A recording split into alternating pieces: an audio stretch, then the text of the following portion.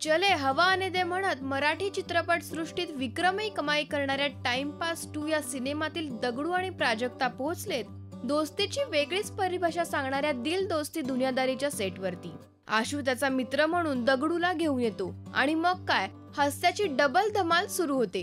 कैवल्याचा गिटारवरचं गाणं ऐकून दगडूला त्याच्या प्राजूची म्हणजे आपल्या प्राजक्ताची आठवण येते। वाढदिवसाला दिलेल्या गिफ्ट वरून नाराज असलेल्या प्राजूला कसं मनवायचं हा प्रश्न दगडूला पडला असतो।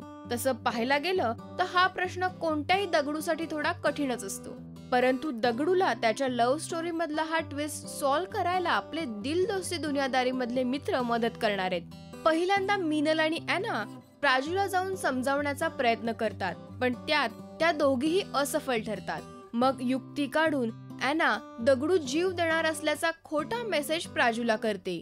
ते ऐकून प्राजू दगडूला पाहायला येते। मग काय दगडू प्राजूला भेटल्यावर तिचा रुसवा घालवण्यात यशस्वी ठरतो। मग सुरू होतं बर्थडे सेलिब्रेशन आणि डान्सची धमाल। अशा अनेक स्टोरीजचा आनंद घेण्यासाठी पाहत रहा राजश्री मराठी।